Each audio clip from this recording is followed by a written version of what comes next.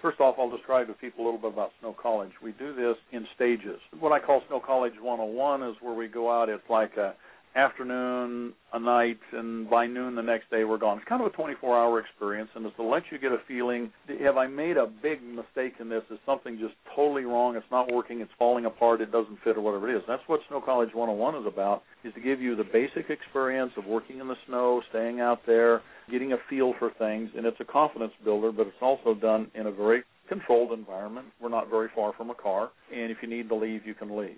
So that's Snow College 101. Snow College 201, when we go into the 200 series, we're now going to go for an extended period of time. You know, anybody can just kind of fake it through one night. You could go out there in blue jeans and long johns and traditional layers or whatever it is, and you could suffer through 24 hours and go back home and never want to go again, of course. But you can't fake your way through 3 or 4 days and 2 or 3 nights, because that's when you find out, when you're out there continuously, night after night after night, day after day, because now things start to break down. And the biggest thing that becomes problematic is moisture buildup in the clothing. So that's why we go for a 3 to 4 day experience. Again, it's drive up, and it's also in a situation where you can bail out, you can leave if you needed to, if something, again, is wrong. And we don't want people, if they have trouble, to go like, oh, this was terrible, I'm going home and I'm never coming back. It's like, okay, I learned what's wrong, I'll go home and I'll come back. We haul up big 2-burner Coleman stoves, we take Coleman lanterns, you know, and we have a snowmobile and a sled. You can take the kitchen with you if you want, it's fine.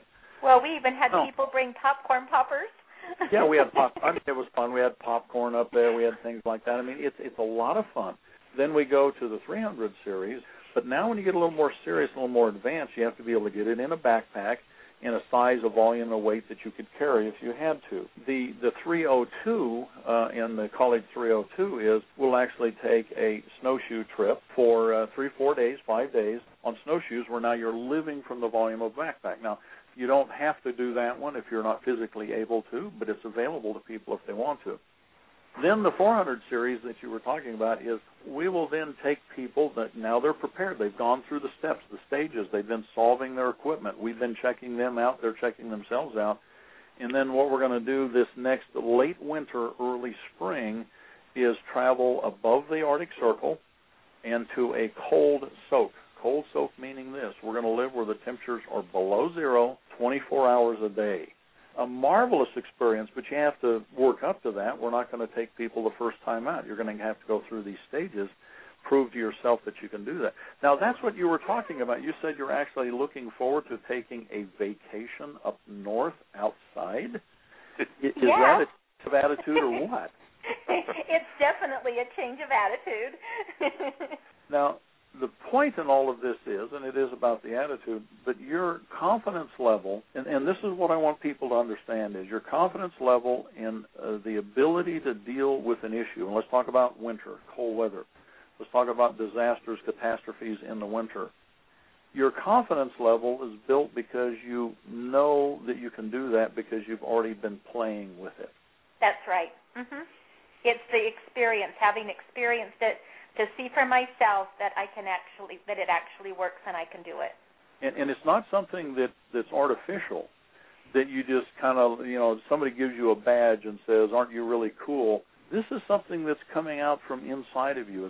Yes, yeah. It still is amazing to me. I still have a hard time believing that I feel this way about it, because it just doesn't seem like a natural thing. It seems kind of odd.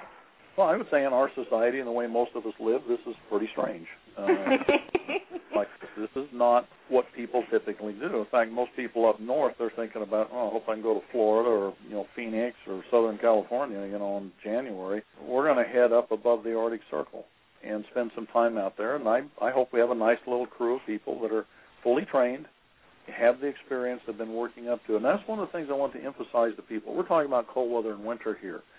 But in your personal preparedness, it's vitally important that you not do it from a position of theory. In other words, I read the book, I watched the DVD, I listened to the weird guy on the radio, whatever it is, where we're talking about water or sanitation or food or clothing or winter first aid or any of those things. It's not because you listen to somebody talk about it.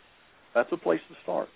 And you read the books and you watch the DVDs and those things, but you need to play with it.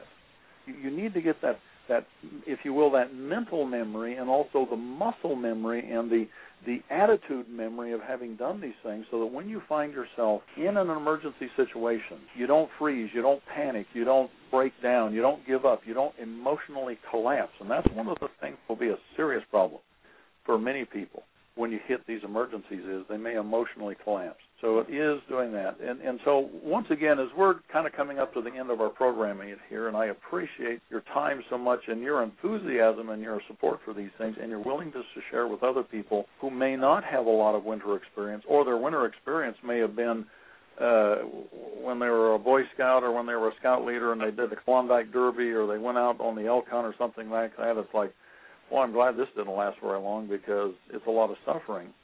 There's a lot of people that have that kind of an attitude. So just tell us a little more about what your feelings, your thoughts, and again, I appreciate the time that you would share with us these last few minutes we have. What would you encourage people to do?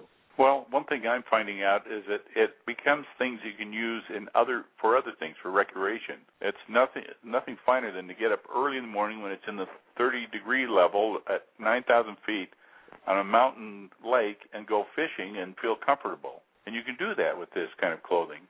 And so that becomes an added benefit. You can do other things that you wouldn't have normally done because it was just uncomfortable.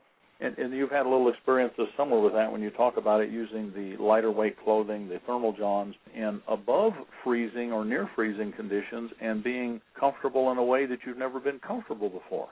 Right. And you enjoy doing those things because you don't do it just to say, well, I went up there and I fished because I was freezing to death, but you're actually comfortable doing it. And so it becomes part of your lifestyle. Yeah, and it does. In fact, preparedness and all these things become part of your lifestyle. We want to encourage people to play with this stuff, all the different things that you're doing to be prepared. You play with it. Make it a part of your lifestyle and enjoy it now, so that it's not something you have to try and read the instruction manual on and hope you can figure out when you're in the middle of the mess that you may find yourself in. Connie, what's your feelings now still? Again, what can you encourage people to do? I would really encourage people to be really involved enough to come to the online classes that you're going to have from November through December. I mean, they're easy to do them online. We traveled and, we actually spent like 2 days, for like the whole day, learning how to do some of these things. And I just would really encourage people to do the online class. Listen to the stories that you have. Listen to the principles behind this clothing and the system, to really learn about it and then do it. It's not that hard to build some clothing yourself. And it takes some time, it takes some effort, but I would just really encourage people to do it. It is unbelievable how it works, and you just have to learn it for yourself.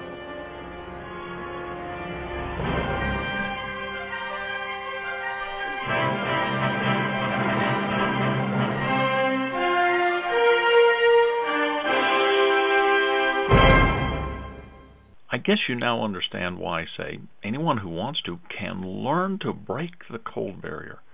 It's not because I'm tough. In fact, because of age and some significant injuries, I'm now much more susceptible to the cold than I used to be just 15 years ago. Jim and Connie didn't do this because they're tough and have been doing these things for years. They can do this because they took the time to learn the principles and obey the laws of nature, the laws of physics. I'll teach you the principles, and then you can break the cold barrier.